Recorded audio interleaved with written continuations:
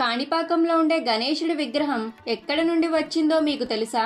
కృతాయుగంలో సాధువులందరూ యజ్ఞం చేసి పూర్తి చేసే సమయంలో స్వయంగా వినాయకుడే వచ్చి చివరి తీర్థం తీసుకోవాలని ఆ సాధువులు కోరుకుంటారు. వినాయకుడు వాళ్ళ భక్తికి మెచ్చి అక్కడ ప్రత్యక్షమై ఆ తీర్థాన్ని తాగుతుండగా అక్కడ ఉన్న వారిలో ముగ్గురు ఆయన రూపాన్ని చూసి హేళన చేస్తారు. వినాయకుడు కోపంతో ఒకరి రూపాన్ని చూసి హేళన చేస్తారా అని, వచ్చే జన్మలో మీరు చెవిటి, మూగ, గుడ్డి వాళ్లలాగా పుడతారు అని శపిస్తారు. వాళ్ళ ముగ్గురు గణేశుడు కాళ్ళ మీద పడి వేడుకోవడంతో ఎప్పుడైతే మీరు నా స్వయముగా వెలిసిన విగ్రహాన్ని పట్టుకుంటారో అప్పుడు మీ అవలక్షణాలు పోతాయి అని వెళ్లిపోతాడు. కలియుగంలో చిత్తూరు జిల్లాలో 1000 ఏళ్ల క్రితం విహారిపురి అనే ఒక ఊరు ఉండేది. ఆ ఊరిలో ముగ్గురు సోదరులు ఉండేవారు. అందులో ఒకరికి కళ్ళు కనబడవు, ఇంకొకరికి మాటలు రావు, మరొకరికి వినిపించదు. ఆ ముగ్గురు వ్యవసాయం చేసుకునేవారు.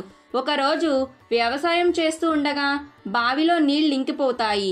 బావిలో నీరైపోవడం ఏంటి అని ఈ ముగ్గురు అనుకుని ఇంకా లోతుకు తవ్వితే నీరు వస్తాయి అని అనుకుంటారు. అలా ముగ్గురు బావిలోనికి దిగుతారు.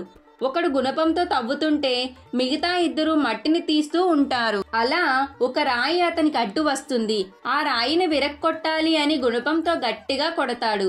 వెంటనే ఆ రాయి నుండి రక్తం రావడం మొదలవుతుంది. ఆ రక్తం ముగ్గురికి తగలగానే వాళ్లకు ఉన్న అవలక్షణాలన్నీ నయమైపోతాయి. మట్టిని మొత్తం తవ్వి ఆ రాయిని బయటికి తీసి చూస్తే ఆ రాయి వినాయకుడిలాగా ఉంటుంది. వీరు ముగ్గురు పరిగెత్తుకుంటూ వెళ్లి ఊరిలో ఉన్న వారందరికీ చెబుతారు. ఆ ఊరిలో ఉన్న వారంతా ఆశ్చర్యపోతారు. వీళ్లకు ఉన్న అవలక్షణాలు ఎలా నయమైపోయాయి అని. ఊరిలో ఉన్న వారంతా పరిగెత్తుకుంటూ ఆ బావి దగ్గరకు వెళ్లి చూడగానే నిజంగానే రక్తంతో తడిచిన వినాయకుడి విగ్రహం అక్కడ ఉంటుంది.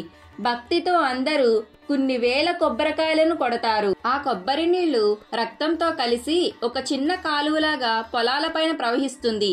ఆ తడిచిన భూమిని కాని అంటారు. అలాగే ఆ నీటి ప్రవాహాన్ని పాకం అని అంటారు. ఈ రెండూ కలిసి ఆ ప్రదేశానికి కాణిపాకంగా పేరు వచ్చింది. ఆ బావి చుట్టూ ఘనంగా ఆలయాన్ని నిర్మించారు. ఆ బావిలో వినాయకుడి విగ్రహం ఆ రోజు నుండి ఈ రోజు వరకు పెరుగుతూ వస్తుంది. ఆ బావిలోని నీళ్లు భక్తులకు తీర్థంలా ఇస్తారు. ఆ తీర్థం తాగితే అనారోగ్య సమస్యలు ఏవి ఉన్నా అవి అన్నీ పోతాయని అక్కడ ఉన్న పూజారులు చెబుతారు. అందరూ ఒకసారి గణేశుని తలుచుకుంటూ గణపతి బప్ప మోర్యా అని చెప్పండి. ఈ వీడియో మీకు నచ్చినట్లయితే ఇలాంటి మరెన్నో వీడియోస్ కోసం మన ఛానల్ని సబ్స్క్రైబ్ చేసుకోండి. రుషికా క్రియేషన్స్. Thank you.